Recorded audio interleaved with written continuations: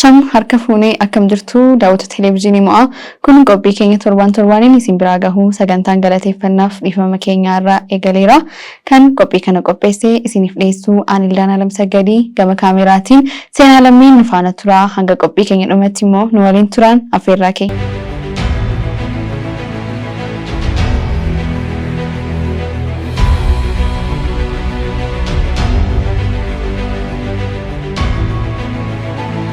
Nagaan dhufte. Baga nagaan nu eddanii. Mee daawwattoota keenya waliin wal bari. Tole maqaan koo Lataa Ifaan jedhama. Kanan dhaladhe godina Wallaggaa Lixaa na Jaarsottidha. Tole mee Lataanii ijoollummaan isaa maal fakkaataa? Haalli barnootaa kee yoo nuuf kaafte? Ijoollummaan koo kutaa tokko kaasee hanga 12tti achuma mana barumsaa Jaarsoo Gabaa Dafinoo bakkuma dhaladheettanii baradhee xumure. Erga qabxii yuunivarsiitii kutaa 12ffaa deebi'ee immoo gara yuunivarsiitii Walloo yuunivarsiitii deemee achitti waggaa 5 fi barumsa makaanikaal injineeringiidhaan barachaan ture. Amma makaanikaal injineeringiidhaan kan eebbifamee jiru jechuudha. Tole makaanikaal injineeringiidhaan akka eebbifamtee nuuf kaaftetta. Mee uffannaa keetillee yommuu ilaalu kan Ethiopian Airlines'idha. Mee maalirra jirtaa kan jedhullee yoo nuuf kaafte? Tole egaa Walloo ittiin baradhisin jedhama makaanikaal injineeringii akkuma ani barumsa koo xumureedhaani vaakaansii Ethiopian Airlines baasitu ture isa appilaayi godheetaniiti. Amma aviation indaastirii keessaa Ethiopian Airlines'idha. Teeknishaanii ta'ee hojjechaa jira jechuudha. Tole mee gara hojii kanatti akkamitti seentee yoom seenteellee kan jedhu? Hojii kanatti kanan seenee amma aviation akaadaamii malee waggaa 2 ta'eera jechuudha. Waggaa 2 olii asuma Itoophiyaa Airlaayinii keessaa aircraft teeknishaanii ta'ee waggaa 2 oliif hojjechaa jira jechuudha. Mee akkamitti seente yoo yaadattee nuuf kaasi? Yeroon seenes dur hubannaa isaas hin qabu vaakaansiin akka kanaa eksternal bahee nama bira gahuu isaa sooshaal miidiyaa kana irratti bahee beekamuu isaan barreeni hagan eebbifamee xumurutti vaakaansii hin arginan ture. Akkuma xumureedhaanii marsaa tokkoffaan sababa garaagaraatiin wanta hin qopheeffanne faatu ture. Sababa sanaaf yeroo sana appilaayin godhiin hafe isa booda marsaa lammaffaan teeknishaan irratti gaafa beeksisi bahu marsaa lammaffaadhaan appilaayi godhee isa booda qormaata na waamanii piroosesii hundumaa jira rikwaayimentii sana guutee qormaata darbee interviiyuus darbee amma gaa Itoophiyaa Airlaayinii ta'ee keessaa teeknishaanii ta'ee hojjechaa jira jechuudha. Tole ogeessa teeknishaanaa xayyaaraa ta'uun itti gaafatamummaa fi xiyyeeffannoo kan barbaadudha. Mee olmaa bakka hojii kee maal fakkaata? Aviation indaastirii tokko keessatti anis gahee mataa kootii qaba. Hojiin naaf kennama. Fakkeenyaaf inspeekshinii ta'uu danda'a. Xiyyaarri tokko utuu teek off hin godhin dura yookaan riiliisii kennamuu isaan dura wanti eerworzinezii xiyyaara sanaa eegsisu tokko hojjetamuu qaba. Inspeekshiniin jira. Yookaan immoo paartii rimuvaaliin jiraachuu danda'a. Rimuvaaliin istaashiniin jiraachuu danda'a. Tiraabil shuutingiin jiraachuu danda'a. Wantoonni kun hundumtuu erga fiks ta'anii booda dhaqa. Xiyyaarri tokko eerworzinii isaa eegee badaluu danda'a gaafa jedhamu jechuudha. Callisnee miti kan hojjennu immoo maanuwaaliin jira. Akka maanuwaaliin sun nuuf eeyyamutti jechuudha. Malee akka ofii keenya barbaannetti tun taane akka maanuwaaliin sun nu eeyyamutti eerworzinii xiyyaara tokkoo eegsnee gaheen keenya isa kanadha jechuudha. Tole mee ijoollummaa kan keerraa kaafteedha immoo fedhiin ati daandii xayyaaraa Itoophiyaa seenuu kan yaaddu immoo kan adeemsaan dhufedha. Ani ijoollummaa kootii kaasee wanta akka teeknishaanii kana wajjin wal qabatu baay'ee natti tola. Durumayyuu ijoollummaa kootiidhaanii wanta maashinii garaagaraa kalaqa garaagaraa jedhee waan akkasii uumuu faana yaala. Normaalii gara fuulduraatti paayileetiin ta'a jedhee hawwii koo yoo ta'u baatiyyuu yeroo sana xiyyaarri tokko akkamitti akka inni qilleensa kana keessatti balali'u dur fagoo teenyee qilleensa keessatti kan agarru jechuudha. Laayitii mashee qofa agarraa akkamitti xiyyaarri kun balali'aa jenneema. Waa'ee isaa baruuf illee baay'ee hawwina turre. Garuu hawwiin kun inni guddaan isa kanan turre. Hawwii kun inni guddaan yeroo sana dooktarii ta'uu ture. Erga yuunivarsiitii galee immoo makaanikaalii saban baradhee fi normaalii ga'umsanii makaanikaalii wajjin wal qabsiisuudhaan jechuudha. Makaanikaalii barachuu koorraan kan ka'e normaalii waa'ee makaanikaalii kan makiinaa jiramti kan akkasii isaa wajjin kan wal qabatu malee teeknishaanii xiyyaaraan ta'a jedhee yaadeen beeku. Garuu gaafa fedha waaqayyootu ta'a. Fedha waaqayyoo ta'e immoo teeknishaanii xiyyaaraa ta'een of argee waaqayyoof galannaatu. Tole, daandiin qilleensa Itoophiyaa irraa darbee Afrikaadhaaf kan fakkeenya ta'udha. Dhaabbata kana keessa hojjechuun kee maaltu si dhagahama? Dhaabbata kana keessa hojjechuun anaaf dhugaa carraa guddaadha. Jechuun an namoota kan irraa adda ta'etu hin taane waaqayyoomatu iddoo kana naaf barbaadee jennaan kan wanti kun naaf raawwates. Dabalee immoo Itoophiyaa Airlaayiniin akka Afrikaatti illee sadarkaa keessa jira. Akka addunyaatti illee sadarkaa keessa galuudhaa fi mishinii baay'ee qabatee jira Itoophiyaa Airlaayiniin. Karuma kanaa hojii nuti hojjennu tokko Itoophiyaa Airlaayinii kana guddisuudhaa fi akka addunyaatti immoo sadarkaa keessa galchuudhaafidha jechuudha. Kanaaf yoo naaf bakka kana galee hojjechuun koo anaan gammachuu guddaan natti dhagahama. Tole, hojii teeknishaanaa kana yommuu hojjettu carraa gara biyya alaa deemuu argattee jirtammoo? Normaalii carraa biyya alaa deemuu hin argatta. Innis eksperiyaansiidhaan ta'uu danda'a. Teeknishaanii taatee gaafa hojjettu akkuma ekspiriyaansii argachaa deemtu carraa baay'een sii banamaa deema. Vaakeshiniidhaan illee ta'uu danda'a. Hojiidhaan illee ta'uu danda'a kan biyya alaa deemtu. Yeroon akkasiin jedhu amma carraan biyya alaa sii kennamuudhaaf karaa vaakeshinii yoo ta'e waggaa 3 akkas hojjechuu qabda. Akka seera Itoophiyaa Airlaayiniitti muuxannoo waggaa 3 erga argattee booda carraa biyya alaa deemuu argatta. Karaa hojiidhaan yoo ta'e immoo filamtee aawut isteeshinii fakkeenyaaf filamtee jira. Gaheen teeknishaanii as keessatti gahee guddaa qaba. Fakkeenyaaf A-cheekii kan jedhamu jira, C-cheekii kan jedhamu jira. A-cheekii yeroo sun jedhu turtii guyyaa 2 hanga guyyaa 5 fi aawut isteeshinii deemtee hojjettee kan deebitudha. Normaalii loongi termii kan jedhamu jira. C-cheekii faa namoonni yeroo baay'ee deemanii loongi termii waggaa 2 waggaa 3 akkas taanee kan dhufan jiru. Kanaafiyyuu gara fuulduraatti nulillee carraa bal'aa qabna. Vaakeshinii illee ta'u, karaa hojii illee ta'u carraa nuti deemnee gara fuulduraatti biyya alaas Afrikaa keessas ardii Awurooppaas hiikaas kamiyyuu iddoo hundumaa iddoo Itoophiyaa Airlaayinii xiyyaarri isaa iddoo hojjetu hundumaatti deemnee hojjechuudhaaf carraa bal'aa qabna jechuudha. Biyya kam deemuu barbaadda jalqaba? Biyyan deemuu barbaadu vaakeshinii koo tun ardii Ameerikaa keessatti dabarsine tola. Keessumaa ardii Biraazil illee baay'een jaalladha. Kanadha jechuudha. Karaa hojii yoo ta'e immoo fakkeenyaaf xiyyaara irratti hojjedhuudhaan kan wal qabsiisu bombaardeeriidha. Xiyyaara kiiforaandeerii jedhama. Xiyyaaraan irratti hojjedhu. Bombaardeeriin immoo kaampaanii kiiforaandeerii immoo Ameerikaa bombaardeeriidha. Dhaabbata kana keessa galee hojjechuun immoo baay'ee natti tola sababa ta'eef karaa hojii yoo ta'e ardii Ameerikaa kana keessa hojjechuu baay'een jaalladha.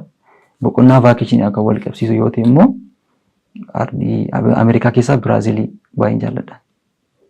Tolemee hojii kana keessatti mudannoo fi chaalenjii hin dagannee yoo qabaatte daawwattoota keenyaaf qoodi. Hojii kana wal qabsiisee mudannoo hin qabu. Garuu chaalenjii baay'eetu jira. Akkuma jalqaba sii kaasee ture Itoophiyaa Airlaayinii keessa gaafa hojjettu shiftii baay'eetu jira. Akkuma sila dubbadhees shiftiin koo halkanidha. Halkan gaafa hojjettu gaa chaalenjii baay'eetu jira. Hin qorra ta'uu danda'a. Roobni jiraachuu danda'a. Irribi kee illee hin jeeqama. Kun hundumtinuu chaalenjii kana irratti ta'anidha jechuudha. Garuu kun itti baraa gaafa dhuftu immoo normaalii akka dhaabbata gaafa godhachaa deemtu si salphataa deemaa jechuudha. Amma gaafan jalqaba Itoophiyaa Airlaayinii seenee halkan gaafan seenu baay'ee rakkadha halkan hojjechuu. Maaliif guyyaa guutuu hojjechaa oolla sababa ta'eef yeroo baay'ee immoo halkan namni akkuma godhu nu sirraafna sababa akkas rafaa turre sababa ta'eef gaafa shiftiin kee jeeqamu immoo itti baruu dadhabdaa jechuudha hirribatti. Mudannoon si mudateen jiruree biraatiin illee jira. Tole mudannoon na mudate jalqaba gaafan vaakaansiin kun yeroo ba'u gaafan appilaayi godhee fiizikaal iskiriiningii yeroo waamametu jira. Gaafa fiizikaal iskiriiningii waamamu immoo sa'aatiin immoo akka Awurooppaattidha.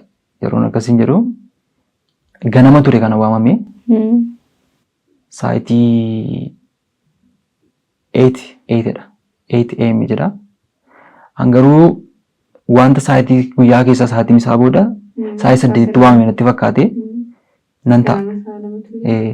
Sa'aatii 2 ture jira fiizikaal iskiriiningii sa'aatii 2 ture.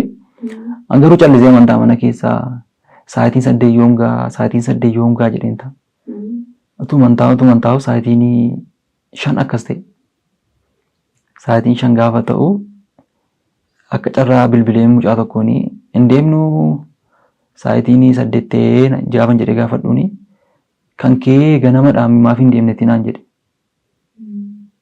Yaadadheera jechuun gaafa yeroo sana yeroo listiin bahee akka torbee tokko ture andagadheera yaadattuun qabanne. Irra deebi'ee gaafa inni seenee weebsaayitii sana seenee gaafa cheek godhu sirrii ammoo ganama ture. Uffata uffadheen jiru sa'aatii sana irraa fagaadheen jiras yeroo sana ariitiidhaan maal jedhee uffata uffadhee maal jedhee fiigee gaafa inni achi dhaqu akka carraatee immoo selfii qaba ture hiriira qaba ture. Sababa hiriira qabuudhaafidha amma kanayyuu kananii akkan dafee achi gahee carraan sun akkana qaqqabu kan ta'e jechuudha. Mudannoo inni irraanfanne tokko isa kanadha. Yeroo baay'ee namoota baay'ee mudata waan akkasii. Namoonni sa'aatiin koo ganaadha jedhaniifaa ta'aniifaa kan jala darbuufaa baay'eetu jiru. Namoota gaggaafadhee sababa akkas akkasiidhaafiti ani iyyuu hin deemin hafee namoonni naan jedhanii jiru jechuudha. Mudannoon kun baay'ee namoota biraas kan mudatudha jechuudha. Maal gochuu qaban namoonni? Namoonni yeroo akkasii waan gochuu qaban tokko dursitee erga waan beeksisa sana erga agartee booda yookaan liistii kee erga agartee booda yookaan irra deebitee ilaaluudha. Tokko immoo noormaalii lookaal sa'aatiidhaan miti lookaalii jechuudha. Lookaaliidhaan miti kan inni bahu yeroo baay'ee sa'aatiin vaakaansiin guyyaan illee akka Awurooppaattidha. Sa'aatiin illee akkuma kanadha. Kan akka isaan beekanidha tokko isa kanadha. Dursanii immoo akka qophaa'anidha. Tole hojii kee cinatti viidiyoowwan tokko gama tiktookiin ni qodda. Gara tiktookii kanatti yoomii fi akkamitti seente? Gara tiktookii kanatti kanan seenee tureera. Utuun hojii kanan jalqabeen duradha. Duruma ijoollummaa kooti kaasee ediitii faa kana faa baay'een jaalladha. Ediitii gochuu moobaayilii marraanii. Amma moobaayilii yookaan immoo moobaayilii gahaa harkatti galfadhee hojjedhutu hin taane moobaayilii namaa fayyadamee faallee ediitii gochaan ture dura jechuudha. Ijoollummaa kootti fiilmii hojjennee faa ediit goonee faa gadhiisnu faa ture moobaayilii maan jechuudha. Egaa dur yeroon tiiktookii jalqabee tun tiiktookiin jalqabeen dura yuutuubiidha kanan jalqabee. YouTube irratti callisee waa tokkoon hojjedhaa. Maajikii fa'aa hojjechaa ture. Maajikii jira miti waa nama shawwadanii nama dhoksanidha. Akkamitti jedhame? Utaaltee samii keessa buufaa jira. Samii keessaa lafa gadi buufaa jira. Kana fa'aa yeroo sana ijoollummaadha sababa ta'eef noormaalii waan faanii nama godhu hojjechaa ture jechuudha. Egaa yuunivarsiitii gaafa deemu immoo diraamaa charchii keessatti hojjetamu fa'aa yookaan jira miti faarfannaa fa'aa charchii keessatti gaafa ayyaanaa faarfatamus ta'uu danda'a. Wanta kana yuutuubii irratti poostii gochaa ture. Utuman jedhu erganii yuunivarsiitiidhaa fixee bee booda kananii tiiktookii waggaa 5ffaatti natti fakkaata. Waggaa 5ffaatti kanan tiiktookii jalqabee achirratti viidiyoo tokko hojjechaa ture. Garuu koontentii dhaabbataan arganneen ture isaa sanatti. Amma koontentiin kee maalidha? Yeroo sanaa calliseema hiriyoota wajjin fa'aa yookaan wal makaadha yookaan jira miti koontentii dhaabbataan qabdu isaa sanatti jechuudha. Yaada koo keessas hin turre Garuu kontentii dhaabbataa qabachuudhaaf yeroo sana baay'een dhamaa ture. Nama immoo beektaa yoo kontentii dhaabbataa qabaatte malee foloorii baay'ee argachuu hin dandeessu. Namni immoo kontentii tokko erga jaallatee booda ammas isumaan sababa si eeguu fi yeroo biraas viidiyoo keessan ilaaluudhaaf sababa hawwuu fi foloo si godha jechuudha. Kanaaf yeroo baay'ee kontentii dhaabbataa tokko godhachuudhaaf baay'een jijjiirama yeroon kontentii biraa uummachuufaa jira. Fakkeenyaaf yeroo tokko akka lukkisii wangeelaa keessaa ani eenyu kan jedhuudhaan fa'aa kontentii tokko jalqabeen ture. Isaan jalqabee akka viidiyoo akka 5-6 tokko jedhee namni immoo waan faanii ta'e jaallata yeroo baay'ee saadisaa kan dabarsu namni yeroo baay'ee waan faanii ta'e jaallata sababa ta'eefi maaliif wanta kana gara faaniitti deebisee namni akka irraa baratu hin godhu jedheen isaa sanatti nan jijjiiree jechuudha kontentii sana. Kontentii sana jijjiiree bifa gaaffiif deebii gochuu jalqabee immoo faarfattoota gaaffiif deebii gochuudhaani eegalee gaafa riizaaltii isaa ilaalu koomentii isaa gaafa ilaalu laayikii isaa gaafa ilaalu namni jaallachuu jalqabee achumarraa kaaseetti kananii kontentii dhaabbataa godhadhee itti fufee jechuudha kontentii sana. Egaa amma tiiktookii irraas foloorii baay'ee ta'uu baatus horadheen jira. Akkuma 100 naamee olii akkasiin qabaa jechuudha. Faarfattoota yommuu viidiyoo kee hedduu ilaalu kan faarfattoota waliin kan wal qabateedha. Faarfataatii baay'ee jaallattu eenyudha? Faarfataan baay'ee jaalladhu Addisuu baay'een jaalladha. Addisuu baay'een jaalladha. Maaliif ijoollummaa keenya kaanee kwaarii keessatti illee dur yeroo faarfannaa filaa jedhamnu faarfannaa Addisuun barreeffadheen dhaqan ture dura jechuudha. Sababni baay'ee jaalladhuu fi faarfannaan isaallee faarfannaa ergaa guddaa baay'ee qabudha. Faarfannaa yeroon irra hin dabarreedha. Kanaaf jedhee isa akka fakkeenyummaa gaariitti fudhee sababa guddadhee fi Addisuu baay'een jaalladha. Faarfattoota biraallee faarfattoota baay'ee jaalladhu qaba jechuudha. Addisuu baay'ee jira. Addisuu makamii? Addisuu baay'ee maa jechuudha. Addisuu baay'ee maadha. Addisuu baay'ee baay'ee jaalladha. Faarfannaa tokko akkamii nuuf faarfattamoo? Ani faarfannaa kwaarii keessan guddadhee waan jetteef. Kwaarii keessatti guddachuun keenya yeroo sana sagaleen kee keessa roga sababa ta'eefi amma kanatti badaa miti. Garuu yeroo yuunivarsiitii ture tiimii worshiipitti dabalamee ture yeroo sana. Akka isaanaan nuuf faarfatte jechuudha. Daawwattoota keenyaaf faarfannaan tokko dirqama. Dirqama erga ta'een faarfadha. Faarfannaa Addisuu keessaa isinii faarfadha ishee. Normaalii sagaleen koo akka isaaniitu qabattiyyuu. Akkeenyuufuu miti akka keefaan jiraadhe dhugaadha. Silaa yoonaa du'e iddoon owwaala koo yoonaadha. Biyya lafaa beekaa na wajjin waan baay'ee dabarsite. Ana nama deegaa sin jaalla waan jookoo caccabsite. Sagalee bareedaa qabda sanuu hin dhoksite malee. Jechuun jira miti amma yeroo baay'ee faarfannaa faarfachuu baay'een jaalladha. Ijoollummaa hawwatii kaasee garuu yeroo baay'ee kennaa koo miti kan jedhu immoo tokko yeroo baay'ee sagaleen jira. Sagalee ofii guddifachuun jira. Shaakalaan kan dhufu jira. Kan uumamaan miti gara fuulduraatti garuu shaakalaan fidee akka Addisuu fa'aa isiniif haa ta'uu hin danda'a. Seekna kan tolemee nama jireenya kan kee keessatti dhiibbaa uume yoo jiraate. Jireenya koo keessatti dhiibbaa guddaa kan uume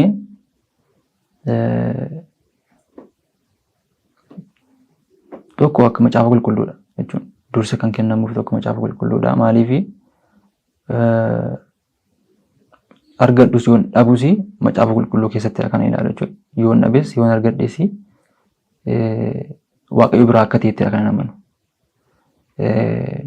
Waaqayyoon irratti immoo maatii koo baay'een galateeffadha. Maatiin koo ijoollummaa kootii kaasanii illee akkan barataa cimaa ta'uudhaa fi guddadhee bor iddoo guddaa akkan ta'uudhaa fi yeroon balleessu illee na adabaa turanii wanta barbaadu illee naaf kennaa turanii yeroo sanatti maatii barsiisaa sababa ta'ee fi barsiisonni beeku yeroo baay'ee akkamitti akka ijoollee isaanii guddisan jechuudha. Kanaafiyyuu maatii koo baay'een galateeffadha. Sadarkaa kanarra kan godhanii maatii kooti isaanii baay'ee galateeffachuun barbaada. Tole gama kanaan daandii qilleensa Itoophiyaa keessatti teeknishaaniidha. Gama tokkoon immoo tiktookiiwwan adda addaa, viidiyoowwan adda addaa daawwattootaaf qodda. Mee itti fayyadamiinsi yeroo kan kee maal fakkaata? Dhugaa dubbachuu fi hojii biraa hojjechaa tiktookii gaafa hojjettu baay'ee ulfaata. Ammanii tiktooker jedhamuu hin danda'u jechuudha. Amma yeroo baay'ee ani kanan jedha namootatti kanan immoo tokko an tiktookerii mitiin jedha. Maaliif tiktookeriin tokko hojii of danda'e tokkodha. Namoonni tiktookerii ta'an yeroo baay'ee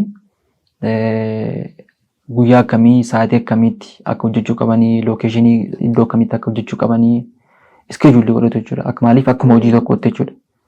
Maaliif namoonni baay'ee kan ittiin jiraataa jiran sa'aatii kanatti tiktookiidhaan sababa ta'ee fi tiktookiin amma akka hojii tokkotti fudhatameera. Maal jechuu barbaadeetanii iskeejuulii gochuu qaba. Taayimii kee wajjin jechuudha. Yookaan iddoo tokko deemtee hojjechuuf jira. Kun immoo hojii biraa hojjechaa siim jechuu dhiisuu danda'a. Amma tokko isa kanadha kan dhiibbaa guddaa irratti uume tokko isa kanadha. Maaliif yeroo baay'ee hojii gaafa hojjettee galtu hin dadhabdaa, rafuun jira.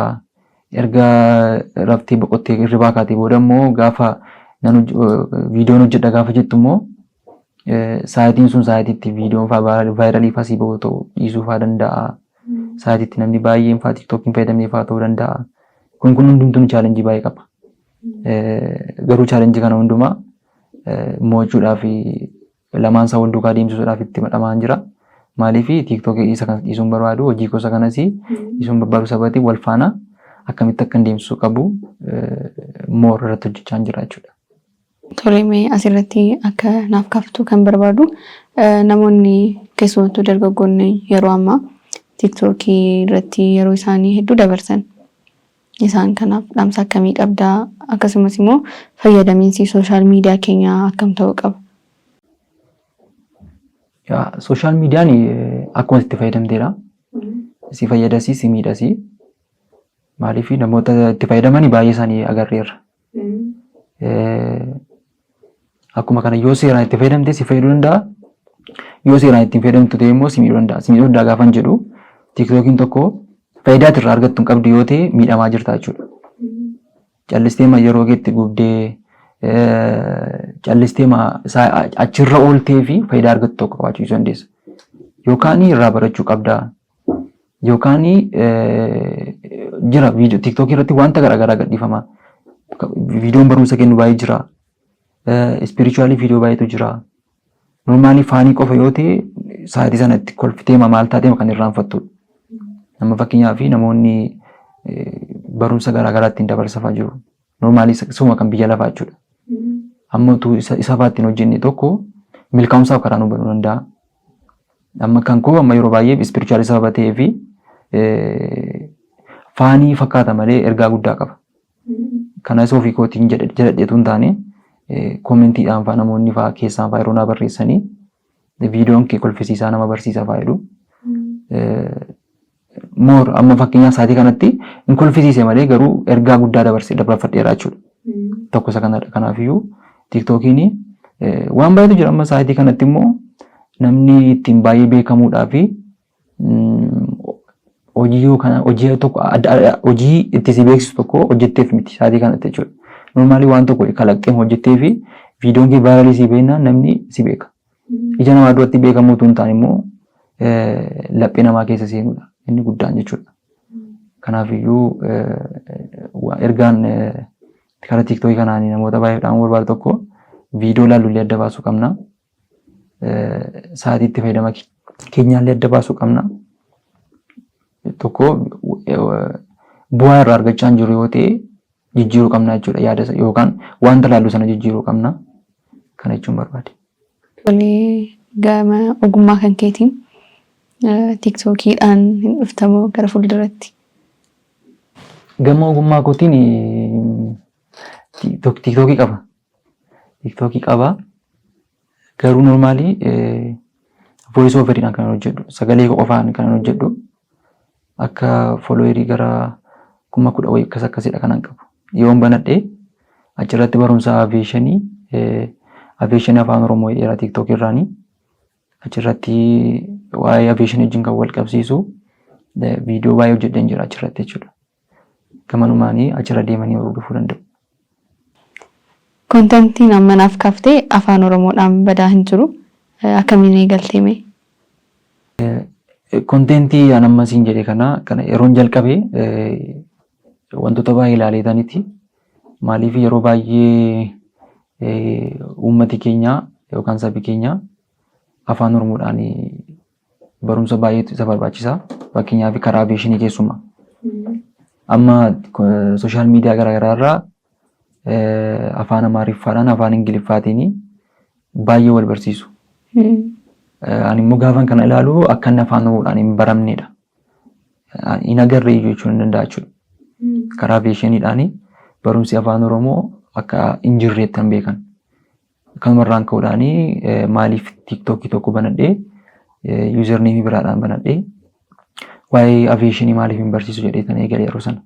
Hiriyoonni koollee utuu barumsa akkasii eegaltee fa'aa jedhanii fa'aa kan natti himafaa jiru.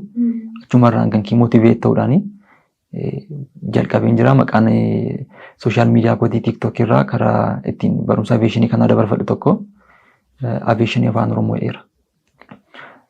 Gamanumaan achirra seenanii waa'ee xiyyaaraa barachuu danda'u. Vaakaansii garaagaraa illee yeroo inni ba'u achirrattidha kan maxxansu jechuudha. Kanumaan achumarra deemanii akka fooloo godhan jechuun barbaada. Tole, sagantaa keenya gara dhumaa irratti jirra. Namoota keessumattuu dargaggoota gara aviationii Itoophiyaa seenuu barbaadaniif dhaamsa akkamii qabda? Dhaamsan qabu keessumaa dargaggootaa fi aviationii wajjin qabsiisuudhaani carraan hojii baay'eetu jira. Yeroo baay'ee aviationii immoo yeroo baay'ee kaffaltiin isaa illee gaariidha. Kanumarraan ka'uudhaan namoonni baay'een illee gara indaastirii kanaatti makamuudha kan isaan baay'ee barbaadan jechuudha. Wanti kun immoo fedhii qofarraa dhufatu hin taane wanta guddifachaa dhuftu qabda. Jechuun wanta ijoollummaadhaa kaasteetti guddachaa dhuftu qabaachuu hin dandeessaa. Yookaan immoo erga guddattee boodallee karaa garaagaraatiin illee kan iskeelii keettiin guddifattu baay'een jiraachuu danda'a. Amma fakkeenyaaf namoonni tokko ijoollummaatti illee haa ta'u erga guddataniis haa ta'u laanguweejii irratti baay'eedha kan isaan hin ta'an hanqina qaban. Ammoo biyya keenya keessatti bakka itti laanguweejii baratanii baay'eetu jira.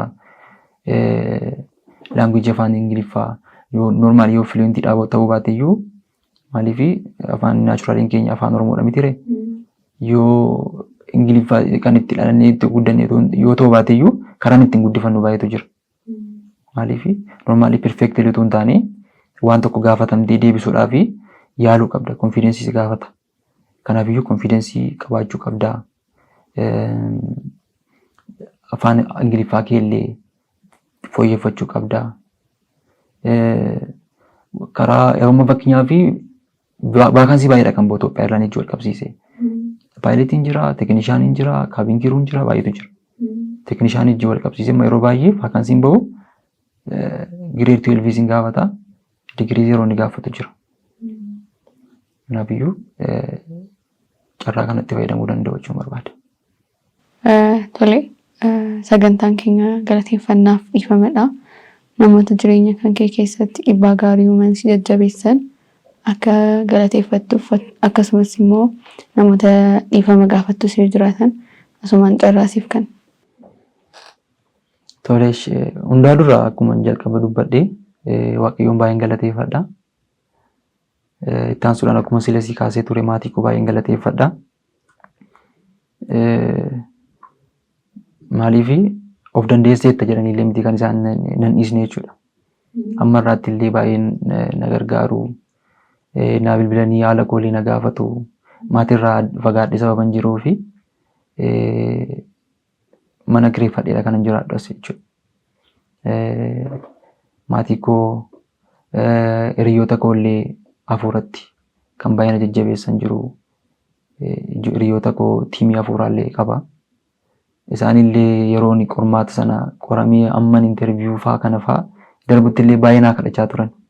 Ganama kaanii faa naa kadhachaa turani. Isaanillee baay'ee galateeffachuun barbaada. Kana. Nama dhiifama gaafattee jira. Namanni dhiifama gaafadhu hin qabu garuu akka carraa faa yoo tarii sooshaal miidiyaa faa irratti illee ta'uu danda'a. Jira miti namni yaada kee akka malee hubatu faa jiraachuu danda'a. Akka malee faa kan si hubatee faa yookaan sitti gaddee faa jiraachuu danda'a sababa ta'eefi gamanumaan dhiifama jechuun barbaada isaaniillee. Ergaa dhumaa yaadni hafillee jettee yaaddee jiraatti carraasiif kan.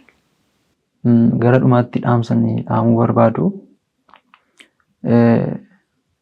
Karaa sooshaal miidiyaa wal qabsiisee akkuma silasiin jedhee ture akkaataa itti fayyadama keenya sirreeffachuu qabna. Darbee immoo amma fakkeenyaaf aviyeeshinii indaastirii keessaan hojjedha yoo jettee sooshaal miidiyaan tokko yeroo baay'ee fayyummaa kee miidhuu danda'a. Fakkeenyaaf achirra wanti nama aarsan baay'een jiraachuu danda'a. Tokko immoo achirratti gaafa yeroo kee dabarsitu saayitiin keessa baay'ee miidhama jechuudha. Iji kee baay'ee miidhama.